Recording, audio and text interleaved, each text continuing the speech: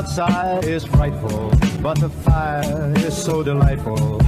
Since we've no place to go, let it snow, let it snow, let it snow. Hi everyone and welcome back to another video. So in today's video I thought it'd be fun to tell you 24 books that I'd like to read in 2024. So my 2024 TBR. So we have a few here, a few different genres. So let's just get right into it. So the first one is Permanent Record. This one I actually wanted to read in 2023 but I just never got round to it. I wasn't in the mood and I am hoping to get to it in 2024 because I have had this book for a while now and I have heard amazing things about it. So hopefully I can get to this one. Then we have The Atlas 6 by Olivia Blake. So this is also another one I was supposed to read in 2023 but I also never got round to it. This is one that I've heard controversial things about. Some people love it, some people hate it. So we will see, but it is a fantasy and fantasy is like a hit or miss for me. Most of the time a miss because I could just never understand the world, which obviously then takes me out of the story, but I'm hoping to like this one. Then we have The Things We Leave Unfinished. This I have heard so many good things about. It was popular a couple of months ago, but I didn't really think about reading it, and then I read Fourth Wing, and then this is when I was like, you know what, I need to read this because I love this author's writing style. So this is why I want to read this one, and I have heard amazing things about this one. Then we have Bridgerton, The Duke and I actually want to read the whole series, but this is the only one I have currently. But I absolutely love the TV show, recently rewatched it, and so I obviously want to read the books. I haven't really heard much about the books, but there was like one or two reviews that I heard people say that like some of them are good and some of them just are absolutely terrible. So I'm hoping I will like them, and they are really short, so I feel like I could like fly through this because the font is also really big. We'll see. Then we have Once More for Feelings by Alyssa Sussman. So I absolutely love the first one. It was very enjoyable, and so I'm hoping that I'll also like this one. I don't know too much about this one, but from the cover I'm going to guess it's like singer, maybe pop star. There you go. So I'm going to guess like celebrity romance kind of thing, or I don't know, I'm not quite sure. I am very excited for this. When it first came out it was a very controversial thing as well, like some people loved it, some people hate it, so we'll see where I stand. But because I loved the first book, I'm hoping I'll like this one as well. Then we have The Assassin's Blade. Now I actually want to read the whole series in 2024.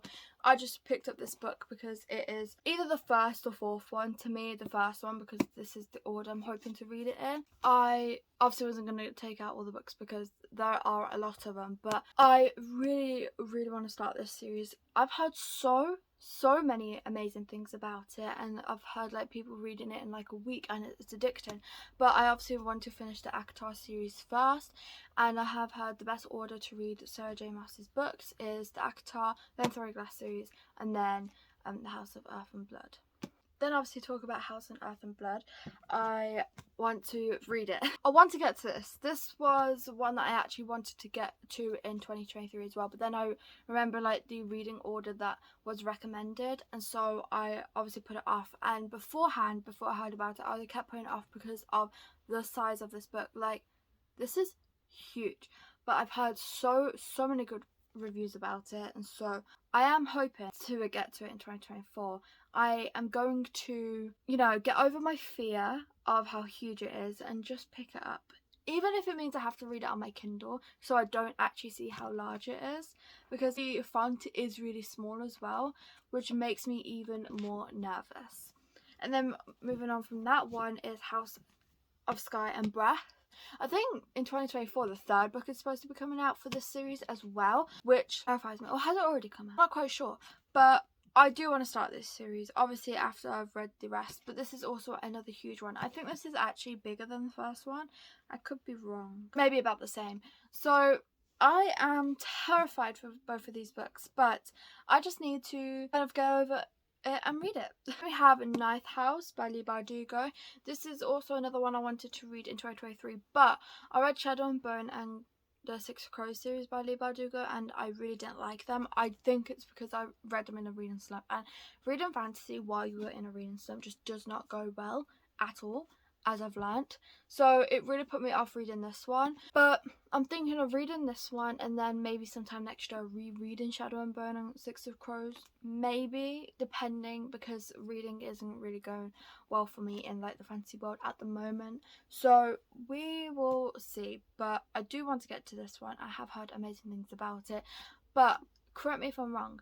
I have heard that there are a lot of triggering things in this book. I could be wrong. I might have to check the trigger warnings just out of curiosity. Yeah, we will see. Then we have The True Love Experiment. Now, I actually have 4 books from Christina Lauren that I still need to read that I've got physically. But I chose this one out for like the 24th. But I would like to get to them all. So I'm just going to quickly show you them.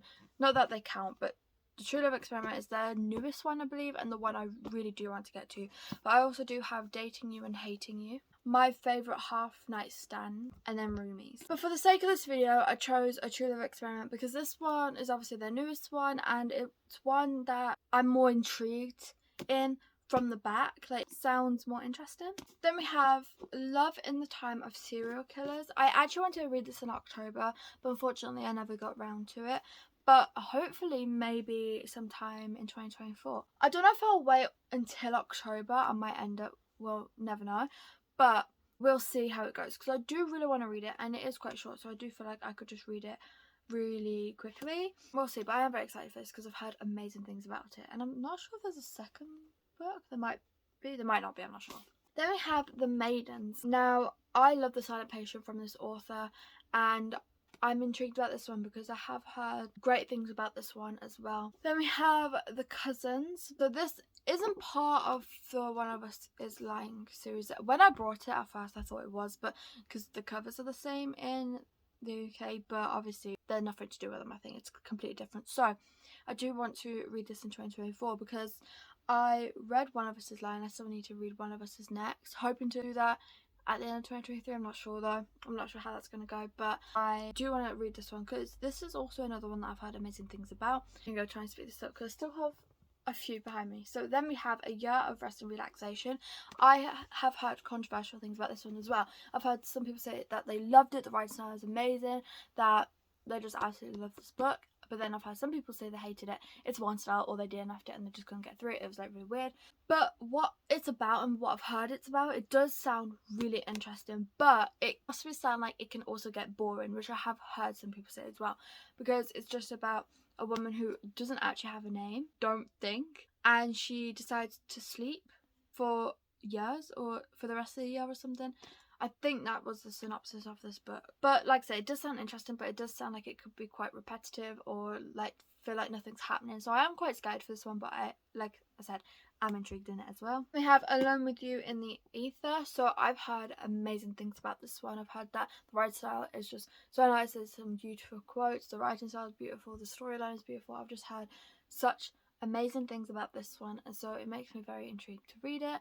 And I think this is like a romance from this author, which might get me started into this author. We'll see.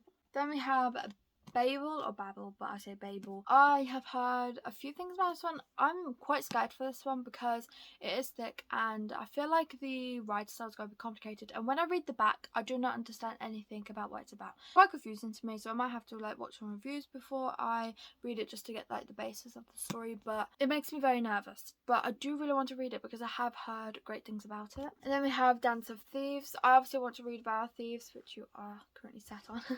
But this is like the main one I want to get to. I obviously want to just start the series.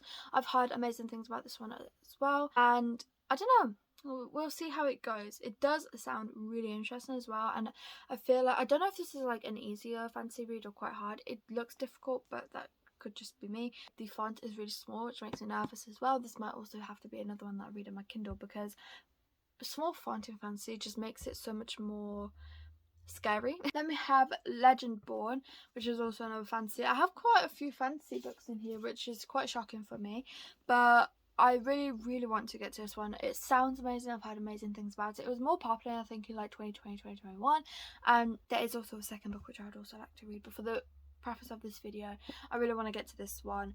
It just sounds so interesting. Then we have Lessons in Chemistry. So I have heard amazing things about this one. I'm not quite sure what it's about all I know from the preface of the back is it's set in the 1960s, so it's quite like an olden style one, and from what you could tell from the cover. But I am very excited, but obviously because it's set in 1960s, I don't know how much I will like it or what it will be like. I'm not quite sure, but I have heard amazing things about it, so we will see how it goes. We have Kingdom of the Wicked. I've heard amazing things about this one as well. This is the first book in a series. I'm not quite sure what the series is called. I have heard quite a few good things about it, and I feel like this might get me started with like my fancy reads. I feel like it might be on like the easier side of things, and because I've heard so many great things about it, this is one that I definitely want to get into and start. And the cover is amazing, and I just really love this cover. So I'm hoping if I read this one, it might make me want to read the others, might put me in a fancy mood. We will see, because I want to start reading more fancy. Now, I have read quite a bit of fancy this year, but not ones that I have enjoyed, and I think it's because most of the time I pick up a fancy when I'm in a reading slump, which is a bad idea, and I think I've learnt from that by now. Like, it's a terrible idea. Do not pick up a fancy when you're in a reading slump. That is my lesson. So I am very excited to read this one. Then we have The Nightingale. I just need to get this one read. The amount of times that I've said I'm going to read it, the amount of times it's been on TBR, the amount of times is crazy, let's just say. But I just need to get it read. I think it's more because it is about a war, and it's quite like an olden type book, and that is why it makes me so nervous. I feel like it's quite intimidating, but I just need to get it read. And I mean, it might surprise me, it might be enjoyable, but I've heard so many people say that they absolutely love this. It did surprise them, so we'll see. I was hoping to read this one in 2023, but I don't think it's just going to happen, so it'll have to be a 2024 thing. Maybe we can put it on our January TBR and actually get it read. And then finally we have the Inheritance Games trilogy. So I really want to read this. I was hoping to actually read them in 2023 December, but I just don't think I'm going to have the time to, because there's so many more books I want to read and finish before, and we've only got like 2 weeks left, so I just don't think it's going to happen. So realistically, it'll probably be a 2024 thing, hopefully in January. So we obviously have the Inheritance Games, the Hawthorne Legacy, and then the Final Gambit. I've heard so many amazing things about it. I actually get a lot of FOMO from the series because pretty much everyone has read it by now. I feel like I'm the only one who hasn't, so it just needs to get done. And then the other series from this author, Jennifer Lynn Barnes, like the Natural series, I'm just going to say I do want to read that as well. That has really intrigued me. I've heard amazing things about Jennifer Lynn Barnes, and I just haven't read anything from them, so hopefully that will change in 2024. So that is my 2024 TBR. Thank you so much for watching. I really hope you enjoyed, and I'll see you all in tomorrow's video. Bye.